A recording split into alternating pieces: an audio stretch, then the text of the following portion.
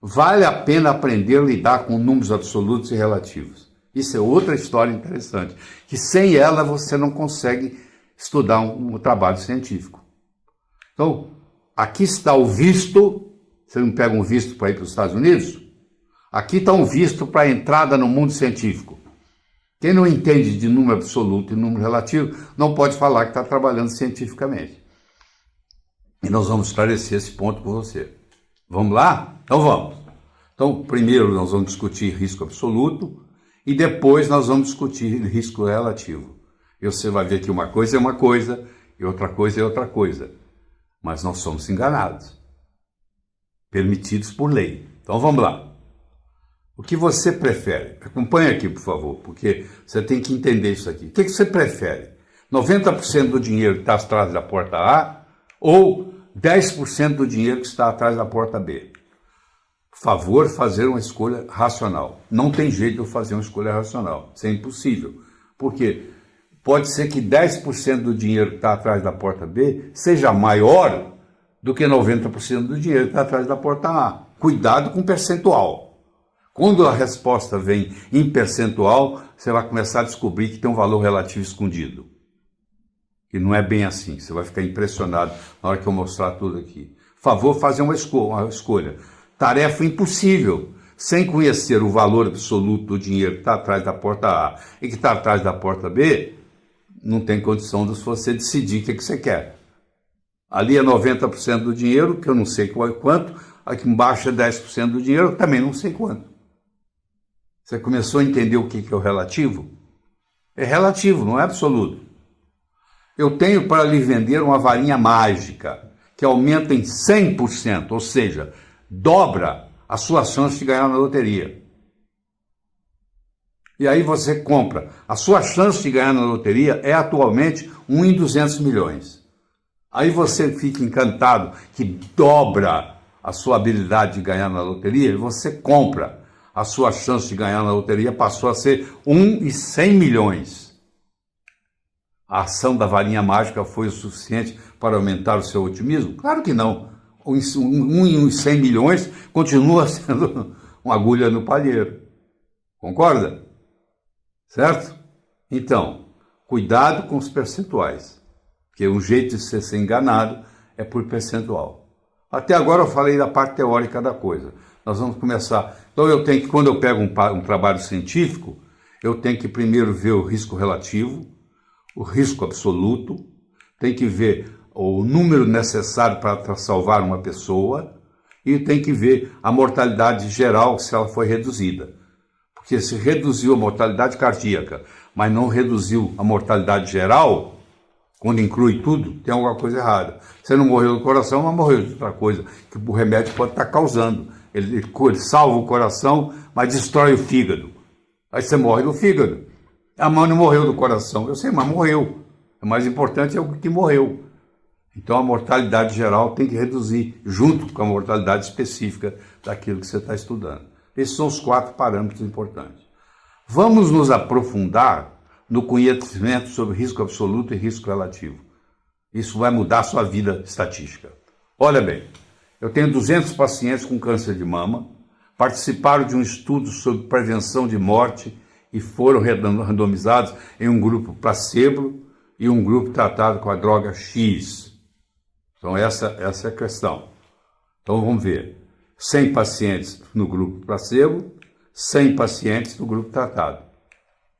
A duração do estudo foi de 5 anos, que geralmente são os estudos de câncer, porque o câncer, ele, durante 5 anos, se ele ficar em remissão, ele é considerado curado. Se você morrer com 5 anos e 1 dia, a estatística já não vai para a morte de câncer, vai para a morte de outra coisa. Porque se deu 5 anos, você é declarado curado. 5 anos e 1 mês, você está com câncer de novo, eles vão falar que é um novo câncer, mas na realidade não é um novo câncer, é o velho câncer que recidivou. Por exemplo, câncer de bexiga pode recidivar em 20 anos. Você pode tratar, ficar curado, daqui 20 anos ele recidivar. Mas vamos lá, 100 pacientes no grupo placebo, presta bem atenção aqui, que vai vir aqui, ó. Você vai ver que coisa impressionante. Ó, Vamos estudar o risco absoluto. O risco absoluto é fácil. É a redução do risco absoluto. No final de 5 anos, 2 pacientes morreram no grupo placebo, 2%, que é 2 em 100, e um paciente, 1%, 1 em 100, morreu no grupo tratado com a droga X. Isso significa que em 5 anos houve uma redução de 1% em letalidade. Nós estamos falando dos pacientes doentes, com câncer. Então isso é letalidade, não é mortalidade. Se você colocar ali mortalidade, você está errado. Você está chamando de um nome que não é. No grupo tratado, 2% morreram no grupo placebo, 1% morreu no grupo tratado. Ou seja, em 5 anos foi salvo um paciente. Você concorda com essa conta aí?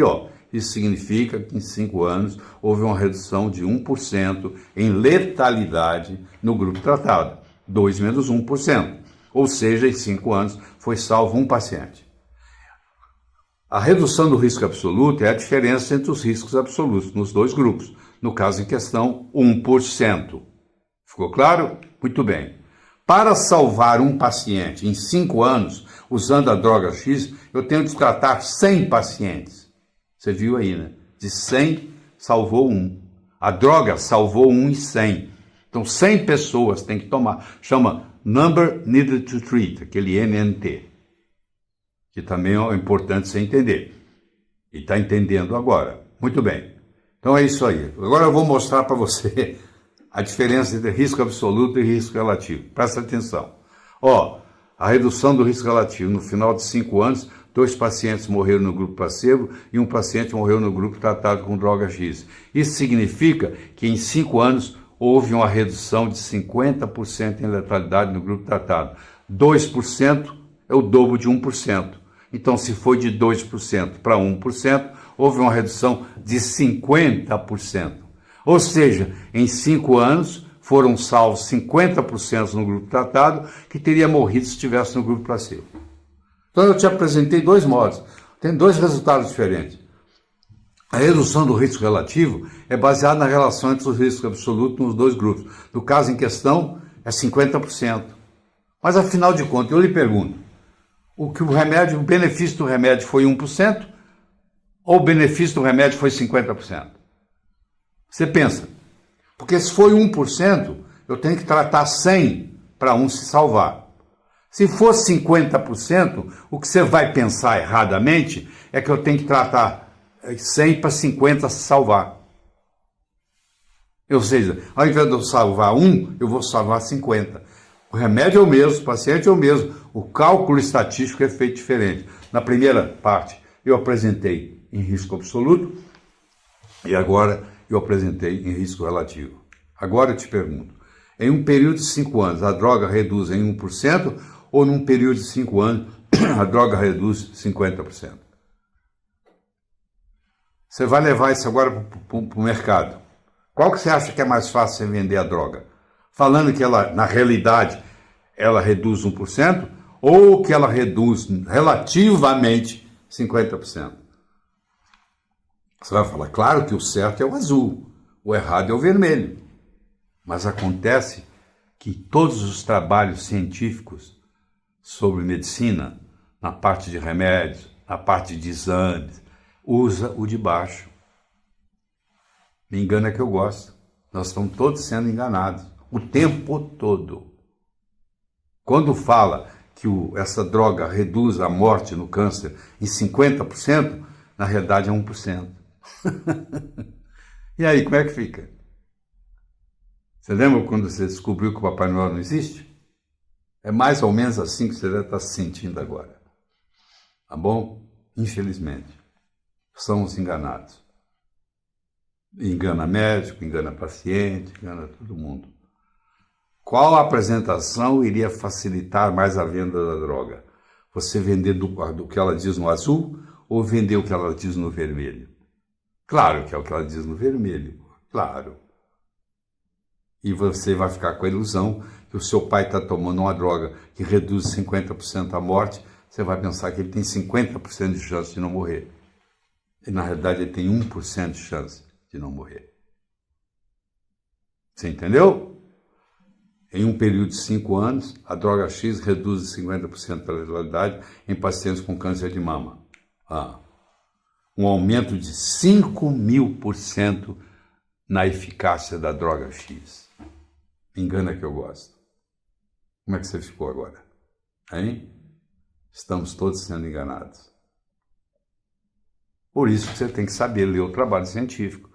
Porque se você não entende de risco absoluto, de risco relativo, e poucos, infelizmente, entendem disso, porque no curso de médico a gente não tem um curso de estatística, tem uma meia dúzia de aulas que não fazem nenhum sentido. E aí, como é que fica?